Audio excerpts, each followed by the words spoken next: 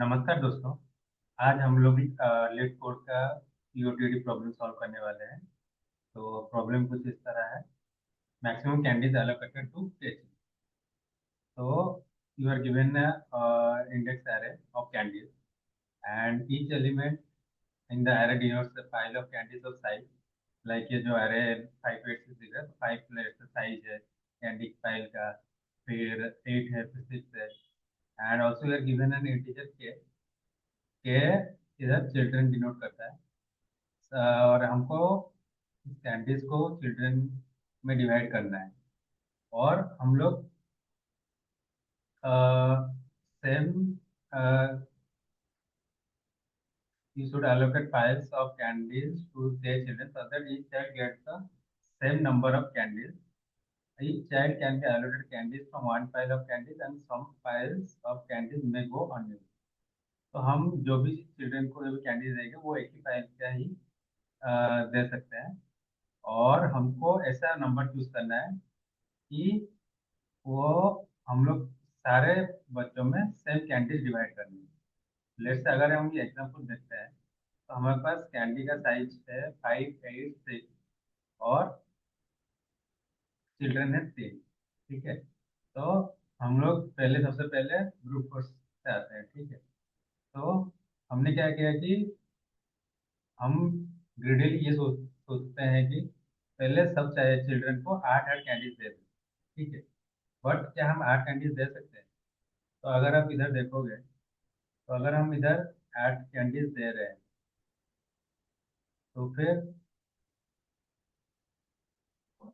तो फिर ये 8 कैंडीज इधर 0 हो गया। और उसके बाद वाला चिल्ड्रन को हम कुछ नहीं दे पा रहे हैं। तो ये हमारा क्राइटेरिया फुलफिल नहीं करता है कि तीनों चिल्ड्रन को सेम कैंडीज मिलनी चाहिए। ठीक है। अब हम नेक्स्ट चूज करते हैं, लेट्स से 5। तो हम पहला चिल्ड्रन को 5 दे दिए, फिर दूसरे को भी 5 दे दिया, और 8 में से 3 बचा और तीसरे को ही 5 दे दिया। तो ये हमारा फुलफिल कर रहा है क्राइटेरिया। तो इसमें इसलिए इसका जो आउटपुट है वो 5 है। ठीक है। इस एग्जाम्पल अब ये ब्रूट फोर्स को हम कुछ इस तरह सोच सकते हैं, क्योंकि हम ग्रेजुअली मैक्सिमम ले रहे हैं फिर उसके बाद नेक्स्ट मैक्सिमम। तो हम क्या करेंगे, पहले हम मैक्सिमम कैंडीज इधर ले लिए, मैक्स निकाल लिए। फिर हम उसको घटाते घटाते एक तक लेके जाएंगे। ठीक है। और फिर हम लोग लूप चलाएंगे कैंडीज। ठीक है। तो लेट से हमारे पास कैंडीज 6 थे और हमारा मैक्सिमम दे सकते हैं 5। तो हम ये 6 को कितने बच्चों में डिवाइड कर सकते हैं? वो क्या होगा, 6/5 विच इज इक्वल टू 1। अगर हमारे पास कैंडीज का साइज 8 होता, 5 करते, तो तब भी एक ही दे सकते हैं और 3 अनयूज रहता है। लेट्स से लेकिन 12 होता है, और 12/5 कितना है, 2। तो हम ये 2 बच्चों को दे सकते हैं। इसीलिए हम पहले मैक्स यूज करेंगे। फिर पर पर्टिकुलर मैक्स हम लोग लूप चलाएंगे कैंडीज में, और हम लोग काउंट निकालेंगे कि कितने बच्चों को दे सकते हैं। तो जैसे ही हमारा काउंट हमको ग्रेटर देन इक्वल टू के मिल जाता है तो हम वो वैल्यू रिटर्न कर देंगे। वो वही होगा हमारा आंसर। ठीक है। और उसका टाइम कॉम्प्लेक्सिटी क्या हो जाएगा, क्योंकि ये मैक्स है, मैक्स एलिमेंट पे ले रहे हैं, तो हमारा जो आटमोस्ट मैक्स होगा वो। और हम उसके लिए इनर लूप चला रहे हैं कैंडीज में। तो हमारा टाइम कॉम्प्लेक्सिटी क्या हो जाएगा, n into max of the element. ठीक है। चलो ब्रूट फोर्स को पहले कोड करते हैं।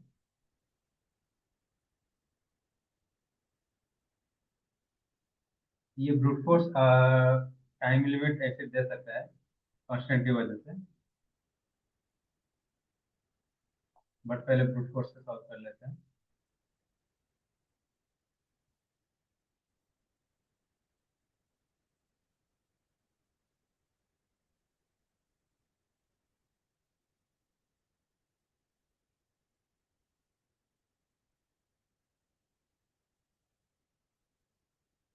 ठीक है।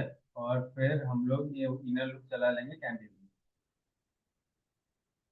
अब हम लोग अपना काउंट को इंक्रीमेंट करेंगे। कैसे करेंगे, हमारा मैथ डॉट फ्लोर यूज करके।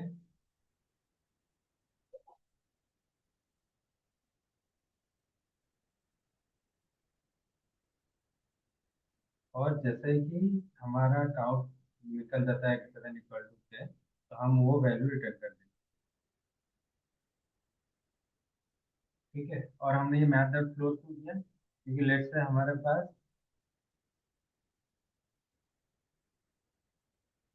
12 होता है, तो 12 का आंसर 2 आता है। अगर हम फ्लोर नहीं करेंगे, 2 समथिंग आएगा, तो हम फ्लोर कर देते हैं ताकि वो हमको रिक्वायर्ड वैल्यू मिल जाए।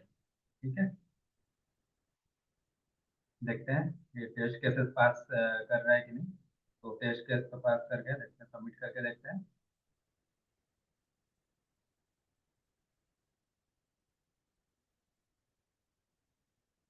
तो सबमिट करने के टाइम में हमारा पास 36 केस टेस्ट केसेस पास हो रहा है टाइम कॉन्स्टेंट की वजह से। तो हम लोग अब ऑप्टिमल अप्रोच की तरफ आते हैं। तो आपने वो स्लाइड में देख ही चुका होगा कि ऑप्टिमल अप्रोच क्या है, बाइनरी सर्च।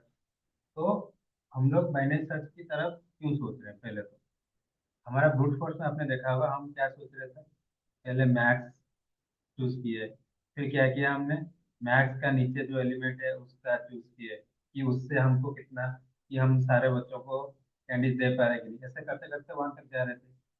तो आपने देखा ये डिसेंडिंग ऑर्डर में है, सॉर्टेड ऑर्डर में है, डिसेंडिंग में। तो जब भी हमको कुछ सॉर्टेड ऑर्डर में मिलता है, तो हम बाइनरी सर्च का एक बार सोच सकते हैं कि क्या हम बाइनरी सर्च से कर सकते हैं।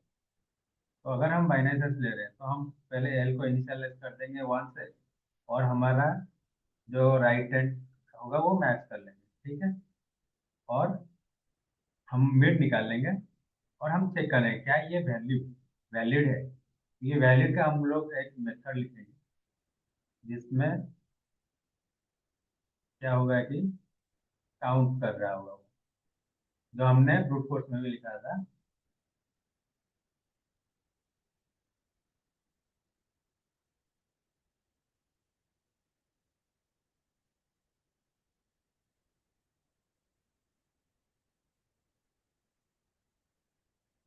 ठीक है, कैंडिस बाई मिड, और हम रिटर्न कर देंगे क्या, हमारा count greater than equal to K है।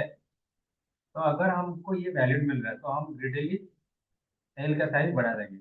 हम आगे और वैल्यू ढूंढने चले जाएंगे, या तो हम घटा देंगे, आर का वैल्यू मिड -1 कर लेंगे। तो इससे हमारा time complexity N into log max हो जाता है, क्योंकि हम बाइनरी में डिवाइड करते जाते हैं। तो हम, आप देख सकते हो कि हमारा टाइम कॉम्प्लेक्सिटी भी इसमें ऑप्टिमाइज हो गया। ठीक है, चलो इसको भी कोड कर लेते हैं एक बार, देखते हैं सबमिट हो पा रहा है कि नहीं। ठीक है, तो मैं पहले,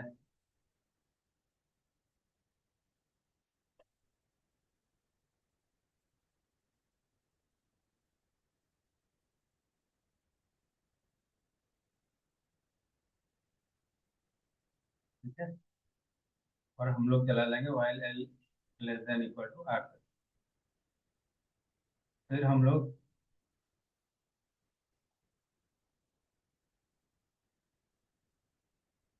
मिड ले लेंगे, और एक हम लोग मेथड लिखेंगे क्या, इस मिड को लेते हुए हमको वैलिड वैल्यू मिल रहा है। अगर मिल रहा है तो एक आंसर वैल्यू भी डिक्लेयर कर लेते हैं।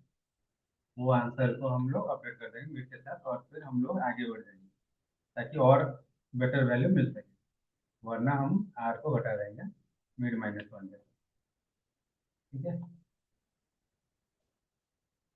अब हम लोग इस वैलिड का मेथड लिखेंगे। ठीक है,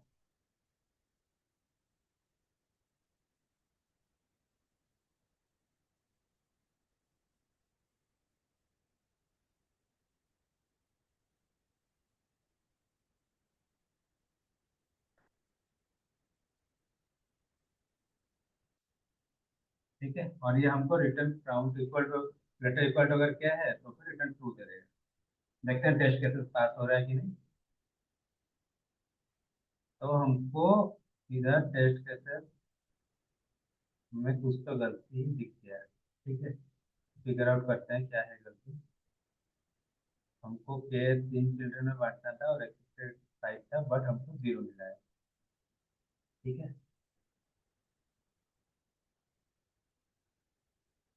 तो हमने ये जो मिड निकालते टाइम गलती कर दिया था, तो इसको हम ठीक कर देते हैं। अब सबमिट करके देखते हैं। और सबमिट हो गया, देखे जैसे ही देखा। तो ये था आज का प्रॉब्लम। धन्यवाद दोस्तों। मिलते हैं फिर नेक्स्ट प्रॉब्लम।